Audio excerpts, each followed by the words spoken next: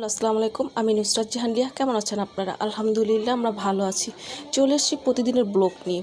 সকালবেলা নাস্তা খাওয়ার জন্য ভাজি, ডাল, কিছু না কিছু সবজি করতেই হয়।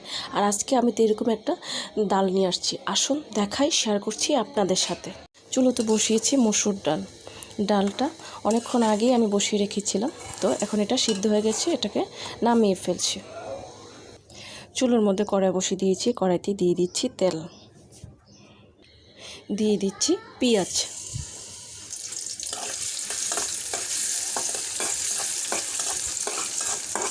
দিয়ে দিচ্ছি লবণ, ধনিয়া গুঁড়ি, হলুদের গুঁড়ি, মরিচের গুঁড়ি, আদা বাটা,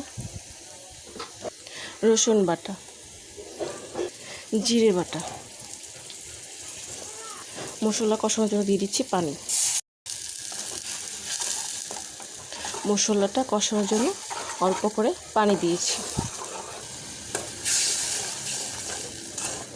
মশলাটা সম্পূর্ণ কষে আসছে, এর মধ্যে দিয়ে দিচ্ছি ফুলকপি,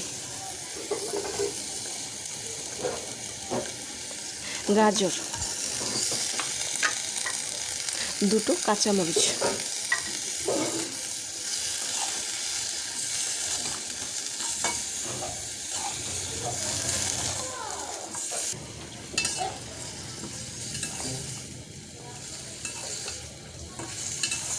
এখন আমি এটাকে ঢেকে দেব ভালো মতো, তারপর কষিয়ে নেব।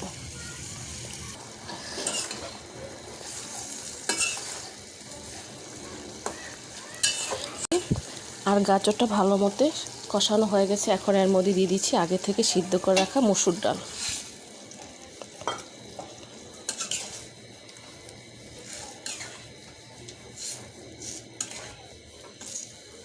দিয়ে দিচ্ছি পানি।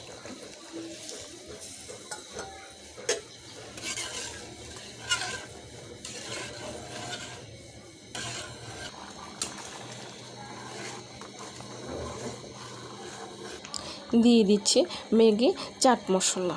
চাট মশলাটা এই জন্য দিয়েছি, এটা খুব সুন্দর একটা ফ্লেভার আসবে এজন্য। তো আপনারা চাইলে এখানে ধনিয়া পাতাটাও দিতে পারেন। আমি চাট মশলা দিয়েছি, এই জন্য ধনিয়া পাতাটা দেব না। একেবারেই হয়ে গেছে, এখন আমি এটা নামিয়ে ফেলব। তৈরি হয়ে গেছে ভেজ ডাল। ফুলকপি আর গাজর দিয়ে মজার এই মসুর ডালটা, এটাকে বলি আমরা ভেজ ডাল। ভেজ ডালটা একেবারেই রেডি। আশা করি রুটি, পরোটা, গরম ভাতের সাথেও খেতে পারবেন। আর ভালো লাগলে আমাকে কমেন্টস করে জানাবেন, সাবস্ক্রাইব করে দেবেন, আমার পাশে থাকবেন, আমাকে অনেক অনেক সাপোর্ট করবেন। আজ এই পর্যন্তই। সব ভালো থাকেন, সুস্থ থাকেন, আবার আসবো। আল্লাহ হাফেজ।